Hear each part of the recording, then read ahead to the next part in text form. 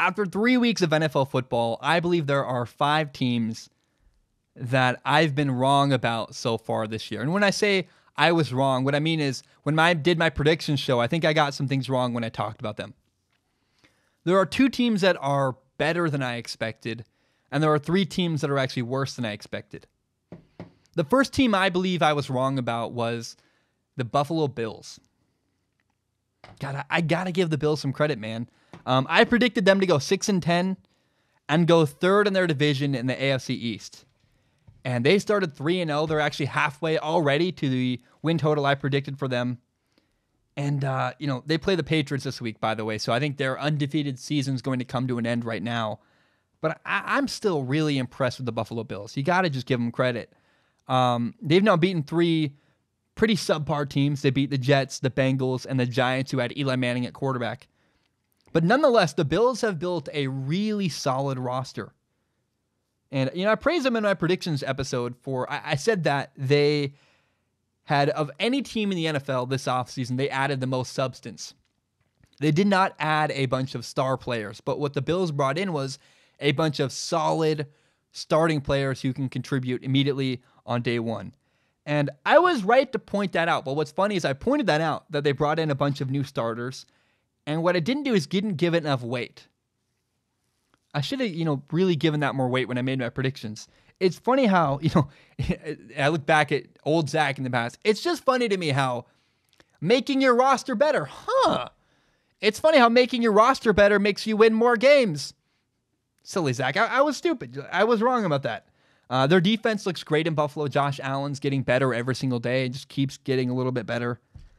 So to me, the Bills are a solid team. I think they're, of all the 3-0 teams, I think they're the team I believe in the least. I think they're not a team that's a Super Bowl contender. But I do think, and I hope that the Bills could be in the running at the end of the year, like week 16 and 17, in the running and in the hunt for a wild card spot. That would be really cool, and I think the Bills are capable of that. Their quarterback's solid, the good defense. I like their head coach. I think their rosters really come together. And so I think the Bills are a team to watch out for this year. They could sneak into the wild card, or at the very least, at the end of the year, be in the hunt and really, really close to that. Look, I know it's weird and kind of uncommon to talk about the things you got wrong. But I think it's really important. I'm not perfect. I try to own the things I'm wrong about, be honest about my mistakes. And so, next, I just try to be open. I do. I think it's important. Next, I think, entirely wrong about the AFC North. In my predictions podcast, I had the Browns going 10-6 and winning the division. I had the Steelers going 9-7 and a possible wild card team, and I had the Ravens going 7-9 and finishing third in their division. And man, oh man, does it look like I was just wrong about this one. The reality is right now, the Ravens are 2-1. They lead their division. The Browns are 1-2, and the Steelers are 0-3. The Steelers look awful. And I know I talked about the AFC North, and I haven't mentioned the Bengals. The Bengals are not noteworthy. You got them right. I said the Bengals are awful. They're not worth talking about. But, let's start with the Steelers. First of all, their quarterback, Big Ben, got hurt. He's out for the year. That sure made an impact on their team, but Big Ben, even when he was not injured, when he was healthy and in the game, the Steelers looked awful. They did not look good. They were making mistakes everywhere. And it's funny, too. I said their roster had a ton of... They lost a lot of talent. I made a bunch of points. I just didn't listen to them. I said the Steelers lost a bunch of talent. I said their offensive line is older and their roster is aging. And guess what? Very similar to what I said about the Bills. I was right to make those points, but I didn't give it enough weight. I still believe for some reason when I made my final prediction, the Steelers are the Steelers. They'll still be good. No. The Steelers are a mess. They lack leadership. They're making mistakes at all positions, all over the field, on defense, at receiver, offensive line, at quarterback. Everybody's screwing up. And through the first 3 weeks, the Steelers have simply not looked like a good football team. They're 0-3, and it's an ugly mess. Now the Browns. Man, I look back on my Browns prediction with such, I don't know. I picked the Browns to go 10-6, which looks really, really stupid right now. They're 1-2, but not only are they not 1-2, their only win is against the Jets, who did not have Sam Darnold.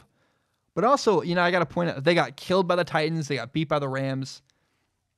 But in my predictions episode about the Browns, I pointed out 3 things. I said, 1, their offensive line is their biggest issue. I then said that I didn't think the Browns had the emotional maturity to handle the moment. And I also said that their head coach, Freddie Kitchens, could be an issue because he'd never been a head coach before. And it's just funny to me. I pointed out all of the potential flaws for the Cleveland Browns, but I didn't have the guts to stand by them and believe in them. I just said that these might be an issue, but I didn't have the guts to say, no, I really am convicted in believing these are 3 flaws. Turned out the 3 things I pointed out were totally right. I said that their offensive line was their biggest problem. Guess what's been a giant problem through the first couple weeks? Their offensive line.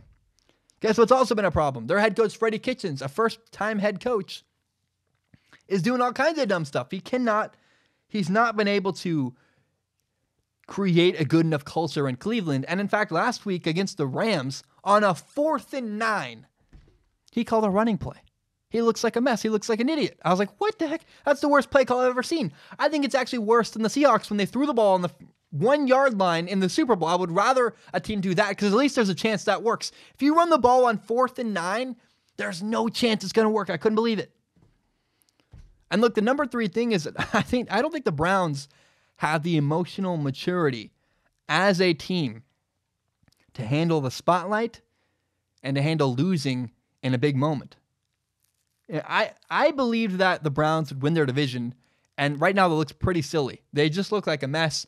We'll talk about it later and ask Zach at the end of the show. I got asked a question about the Browns, and we'll talk about that down the road. I think they have hope. I believe in their quarterback, Baker Mayfield, but right now, the Browns do not look like a good football team.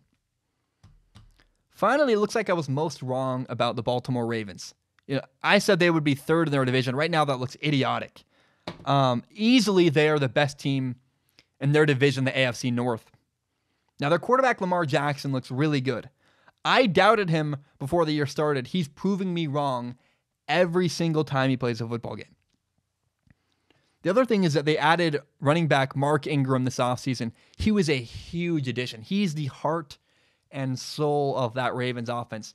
He runs hard. He's leading the way. It's really fun to watch. And, him along with Earl Thomas at safety are 2 really big additions to the Ravens that are making a big impact for their team. Now, the Ravens just lost to the Chiefs.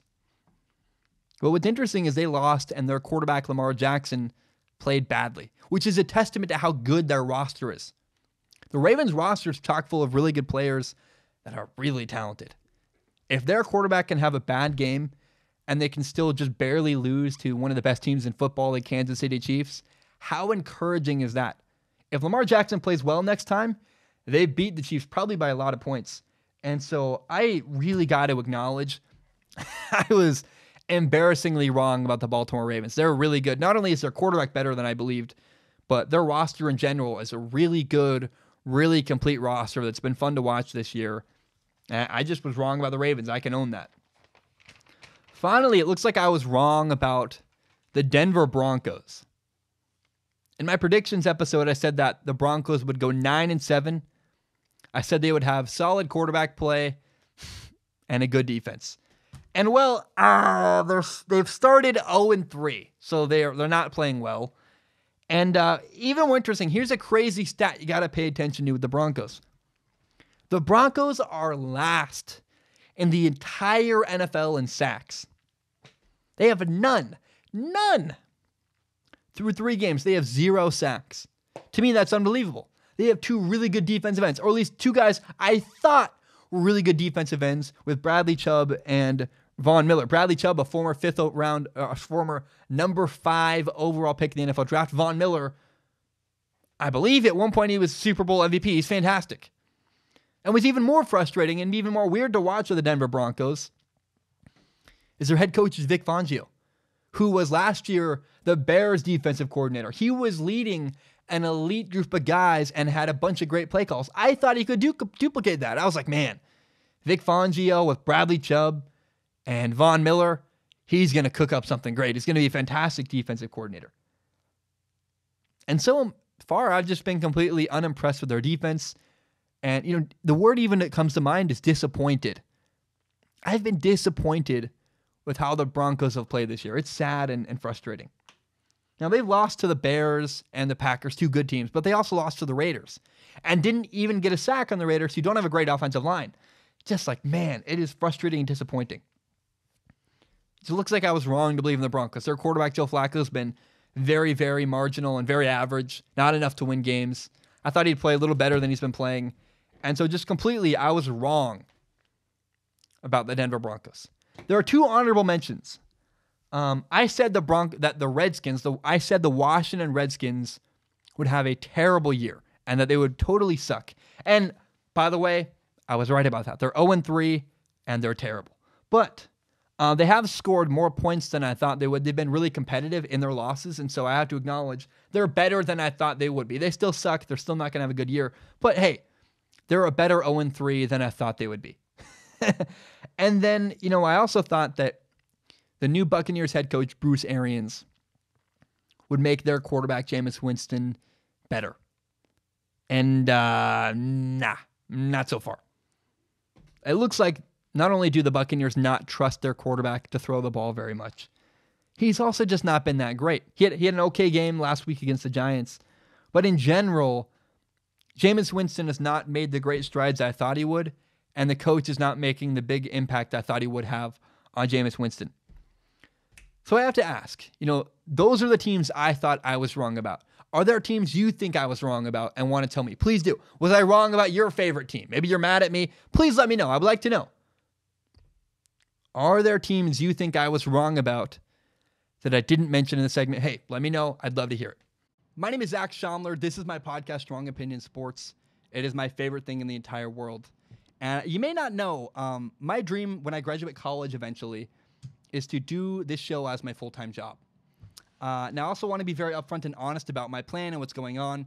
I recently monetized my YouTube channel. What that means is that some of my videos make money through ad revenue. Now, it's fewer than you think. A lot of my videos get claimed.